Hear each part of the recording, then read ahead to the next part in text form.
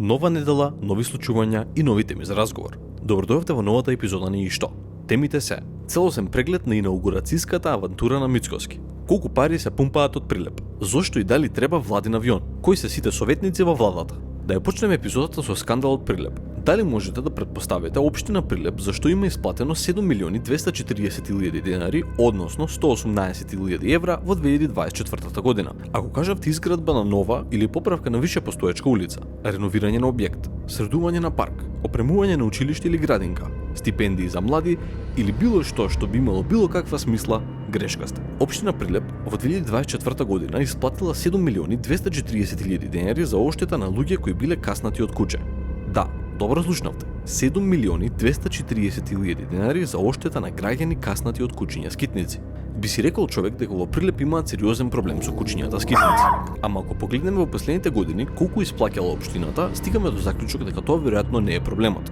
Во 2021 година се исплатени 590.000 денари. Во 2022 година таа бројка се зголемува за повеќе од 3 пати до 2 милиони денари. Во 2023 година стагнира и останува на 2 милиони денари и во 2024 имаме огромен бум на кучиња скитници и исплатата повторно рипа повеќе од тroduplo на 7.240.000 денари. Да се обидиме да ја решиме мистеријата со логичка вежба. Што е поверојатно? Да, во Прилеп проварат банди од улични кучиња кои се спремаат за револуција. Се множат од година до година и се побрзо земаат замав као главен картелски фактор кој врши притисок на населението. Под Б, на некој му текнало дека може да се направи лесна пара користејќи го нефункционалниот систем.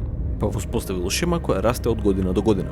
На вас ќе оставиме да го одговорите прашањето. А кога сме кај логички вежби и логика, да видиме кој е објаснувањето на Марија Митева, владиниот портпарол, за набавка на владин авион. Набавка на нов владин авион, кој е ставот на владата?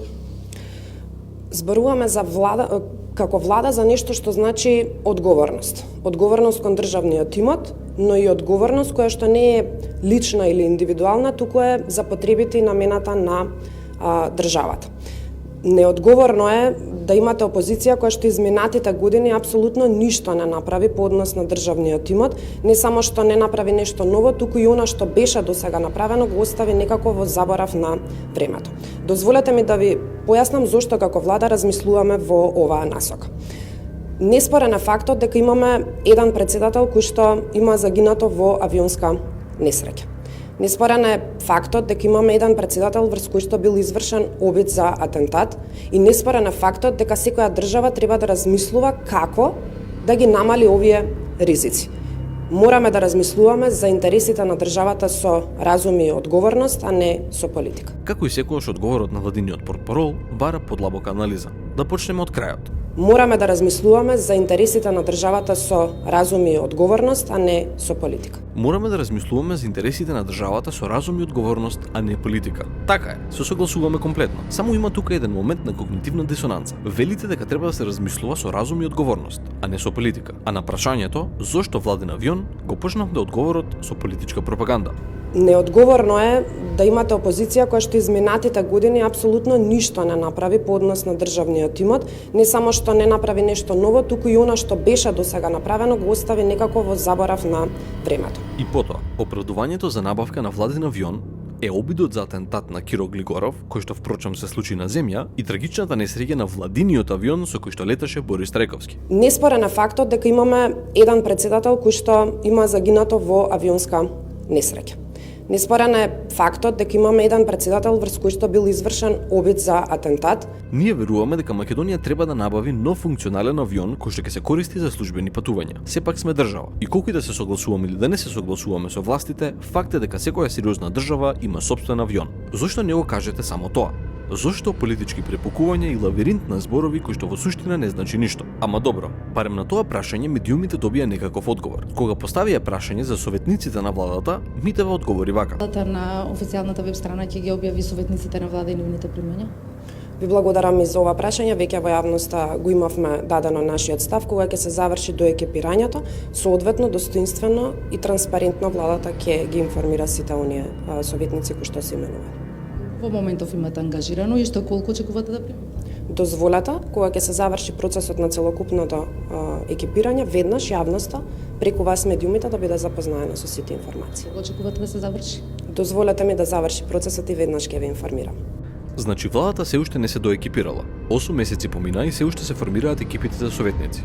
А околу информациите за тоа колку советници се на државна плата во изминатите 8 месеци и колкава е таа плата, ќе треба да почекаме за целосната листа. И да ве поправиме, портпароле. Одговорот на ова прашање, ако воопшто може да се нарече одговор, го отпочнувате со реченицата: Веќе во јавноста го имавме дадено нашиот став. не, вие не сте дале став. Вие сте го избегнале прашањето или во најмала рака сте го одложили одговорот. Зошто не можете да дадете едноставен одговор? Имаме 20 советници. Толку и толку ја чинат државата, можеби ќе се додадат уште 7, кои што ќе ја чинат толку и толку. Дефинитивната листа ќе ја доставиме во следните толку и толку месеци. Но можеби не сакате да искочи во јавноста фактот што Владимир Пешевски е советник во владата. Кој е Владимир Пешевски и зошто е важен? Епа истиот во 2018 година апелираше за промена на името со отворено писмо кон ВМРО ДПМН. Истиот беше жигосан како предавник и северџан, а сега има советничка улога кај премиерот Мицкоски. Што и да е причината за прикривање на целосните советнички листи во владата, ќе дознаеме кога ќе имаме целосна листа. И за крај, како што би кажале американците, слонот во собата или темата која што ги засини сите други теми во изминатите недела дена, инаугурацијската авантура на Христијан Мицковски и екипата. Иако ова повеќе наликува на наслов од некоја новела, ова за жал е реалноста на македонската јавност. Со оглед на тоа што темата веќе недела дена е главна по медиумите, ќе се опитаме да се умираме брзо и ефикасно. Да почнеме од почетокот. Прво владата соопшти дека Мицковски е поканет на председателската инаугурација, имплицирајќи дека тој е единствен лидер од регионот лично поканет од Трамп. Регионот е единствен веројатно што ќе присуствува на инаугурацијата, огромна чест, огромна привилегија, нешто што многу говори покрај за државата и за него лично. Најавуваа важни средби и можен состанок со Илон Маск. Инаугурацијата дојде и помина, а Мицковски не го видовме нигде. За време на неговиот повеќедневен престој во Америка, тој објавуваше слики од паради и партиски митинзи, тврдејќи дека бил на инаугурацијата на Трамп, и слики од своите така наречени состаноци. Иако некои од нив повеќе наликуваат на случајни средби, а некои од нив се само понижување на функцијата премиер. Муцунски за чудо најдобро и најпоштено се изјасни, нарекувајќи ги инаугурацијски активности, а не инаугурација. Авантурата заврши со кратко интервју дадено за МРТ, каде што Мицковски се изјасни за темата и го кажа следното: како и секоја церемонија на инаугурација на американски претседател, така и оваа требаше да биде на истото место како што била и децении наназад, во организација на организационен комитет кој што го формираат конгресмени, со кој што председава конгресмен и така натаму.